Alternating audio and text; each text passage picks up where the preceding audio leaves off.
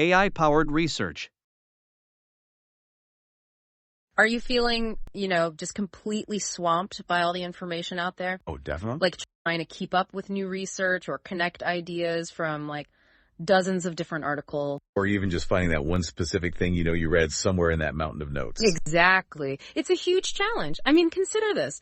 Over 4 million academic papers get published every single year. 4 million. It's staggering. Wow. No single person can realistically keep up with that flood. It's just impossible. Yeah, it's more than just a challenge, right? It feels like a real barrier sometimes. It absolutely is. It stops you from being truly well-informed, from making those really insightful connections. The old ways of doing research, honestly, they're just buckling.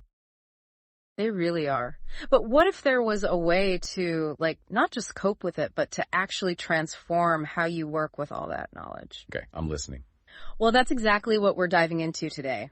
Here on the Deep Dive, we're going to unpack the theory behind AI-powered research. We'll look at some incredible real-world uses, and then, and this is the practical bit, we'll give you a step-by-step guide to a tool that's really exciting in this space.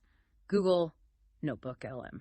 Right. So the mission today is really to show you how AI can be a partner, basically.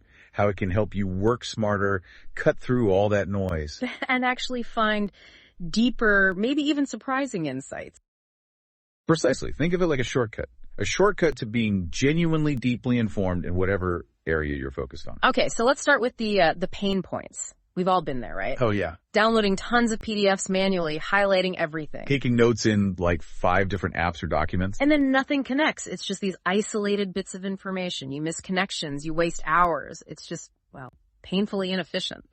Painfully is the right word. And this is exactly where AI comes in. It doesn't just make things faster, though it does that too. It fundamentally transforms the research process itself.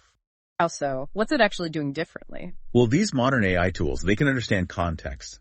They can spot really subtle patterns across loads of different sources. They can even help you ask better, sharper questions. So it's not just keywords anymore. Not at all. It's about comprehending complex ideas, understanding the relationships between those ideas. It's a much deeper level of analysis. That sounds powerful. Who really benefits from this kind of shift? Honestly, the list is incredibly broad. You've got academic researchers obviously drowning in papers, but also data analysts looking through huge data sets, legal pros reviewing case files. Business intelligence teams trying to synthesize market trends. Absolutely. Grad students needing to get up to speed fast, R&D departments trying to stay current. Basically, anyone whose job involved making sense of large amounts of information. Okay, so the impact sounds pretty significant. Can we talk specifics, like literature reviews? Right. AI can pull out key findings, summarize main arguments, give you instant answers to specific questions within a paper. Imagine the time saved there. Some estimates are like 70-80% time saving just on finding arguments. Wow. And maybe 65% on summarizing main points. But the real magic, I think, isn't just speed. It's finding those connections between papers. That used to take days of careful reading. AI can suggest those links much, much faster. And it's not just text, right? I heard something about visual maps. Yeah, that's another cool aspect. Some tools can take papers and instantly turn them into interactive visual knowledge maps. So you can actually see the connection. Exactly. It makes it way faster to grasp the key ideas. And seeing it visually might even help you remember it better than just reading linear notes. You see the big picture and the details at the same time. That sounds useful. What about comparing lots of documents? That's where AI really shines. It's brilliant at pattern recognition in large data sets. It can quickly spot where conclusions conflict, where they align, or crucially, where the gaps are highlighting areas for new research. No more trying to hold 12 different arguments in your head at once. Precisely. And then there's conversational AI, which you mentioned. Yeah, that sounds fascinating, like chatting with your research. Kind of. You can have an interactive dialogue about the content you've uploaded. You can explore angles the original authors didn't focus on, steer the conversation towards your specific interests. It really deepens your understanding. Like having a super specialized expert on call tailored just for you. That's a great way to put it. But all this power brings up a really important question. Responsibility. Right. The ethics of it all. How do we use this without just, letting the AI do our thinking? That's the key. Ethical AI use is about augmenting human thinking, not replacing critical analysis. It comes down to transparency and human oversight. So practical steps. Always verify AI outputs. Cross-check important findings against the sources. Be transparent. Disclose when and how you used AI in your methods. Keep clear citation trails. Absolutely. And remember, human judgment is final. AI processes information. You draw the conclusions. You need to constantly question the AI's responses. Keep that critical thinking muscle flexed. And documenting the whole process, including how AI helped. Essential. The good news is that many tools, like the one we're about to discuss, are built to help with this transparency. They show their sources, explain their reasoning. Okay, that's reassuring. NotebookLM. So we've laid the groundwork, the theory, the general potential. Let's get practical. Let's talk about Google NotebookLM. Yes, this is where it gets really hands-on. Think of NotebookLM as your personal AI research assistant or collaborator. It's from Google Labs, right? Still experimental. It is, yeah. But it's a fascinating experiment because it completely reimagines note-taking software. It's built from scratch with a really powerful language model, Gemini 1.5. right at its core. And the origin story is interesting too, isn't it? Steven Johnson was involved. He was a key creator. He's known for his work on tools for thought, and you can see that influence. The vision was aiming for a true second brain. So what's the core idea? How does it work differently? The key concept is source-grounded AI. You ground the language model in your specific, trusted, private content. So you're giving it expertise, but only on your stuff. Exactly. And crucially, for privacy, your sources are not used to train any models. They stay private to you. And when you leave a notebook, the AI basically forgets that specific content from a short-term working memory. That's a big deal for privacy. Okay, so how do you get started? Super simple. Go to notebooklm.google.com, sign in with your Gmail. Right now, it's mainly U.S. users, 18 and up, but hopefully expanding. And once you're in? Everything's organized into notebooks. Think of them like separate project folders. Create a new notebook, give it a name. And then add your sources. Yep, that's the main event. Click the plus button in the sources panel on the left. You can pull stuff straight from Google Drive, upload PDFs, or just copy-paste text. What's the capacity like? How much can you feed it? It's pretty impressive. You can add up to 20 sources per notebook, and each source can be huge, up to 200,000 words. Wait, 20 times 200,000? That's 4 million words. Up to 4 million words of your text that you can interact with in one notebook.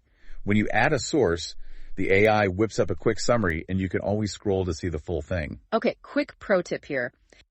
Okay, so sources are in. How do you actually talk to it? Right, the chat box. It looks familiar like ChatGPT or others, but the key difference is... It's only using your sources, the ones you uploaded on the left. Exactly. So you could ask something like, outline the main ideas about climate change preparation found in these specific documents. And it generates suggestions too, right? Based on your text. Yes. That's really smart. It suggests follow-up questions dynamically. And the conversation just flows. Ask it to expand, summarize, focus on one point, or even change the format. Write a poem about this, or create an FAQ. It really adapts to what you need in the moment. Totally. And if you get a response you really like, you can pin it, click the pin icon, and it saves that AI response right into your notes section. Those pinned notes aren't editable, though, right? Correct. But you can add your own notes freely, type directly, paste text in. And the cool part is you can then include your new notes in the conversation with the AI. So your own thinking immediately influences its next response. NotebookLM real-world examples. Okay, let's talk real-world examples. This sounds great in theory. Right. How does it actually help? Well, imagine tackling a really dense academic paper. Maybe on, say, forgetting and learning. Okay. Upload the PDF, ask for a summary, then drill down. What are examples of knowledge having negative value? And here's the killer feature, citations. Ah, yes. Tell me about those. The AI's answers include little numbers that link directly back to the exact sentence or passage in your source document. It even highlights it for you. So you can instantly verify everything. That's huge for trust and academic integrity. Another great use. Long meeting transcripts. Upload that multi-page Google Doc from a call. Instead of reading the whole thing. Ask for the main points. Or push it. Draft a workshop proposal based on this discussion. Or create a curriculum outline using my book here as a source. It saves so much time. Maybe 30 minutes, an hour of tedious work just gone. And again, that transcript stays private. Completely private. Doesn't train anything. Disappears from memory when you close the notebook. What about for writing or just coming up with ideas? Oh, it's fantastic for that. You can upload a draft and use it like an editor, suggest improvements, rewrite this section with a stronger argument. Can it use your other sources to help edit? Yes. You could say, improve this draft, drawing on the principles in my notes from the right useful book source I uploaded. It cross-references for you. And for brainstorming, like staring at a blank page. Perfect for that. Start with messy notes, or just one source. Ask for related ideas or new research avenues. Then add more sources and ask it to find connections or spot relationships between them. So it helps you build ideas conversationally. Exactly. You can go from a vague notion to article titles, even opening lines, just by chatting with it, combining your sources, maybe linking ideas from a book on the history of the index to, paleontology, to talk about democratizing knowledge. That's a really collaborative process. Yeah. Are there other key features we should mention? Well, it's a solid note taker, obviously, but it integrates the AI, letting you summarize or explain things you highlight. And there's a newer experimental feature, audio overview. Audio. Tell me more. It turns your documents into a kind of mini podcast discussion with 2 AI voices summarizing and connecting topics. Great for learning on the go. Like having your notes read to you, but with analysis? Kind of, yeah. Plus, it has a recommendation system that suggests related articles based on what you're working on. And underlying it all are those advanced language models like Gemini 1.5, trained to process complex info efficiently. Okay, so we've covered the why AI research is important and the how with a tool like NotebookLM.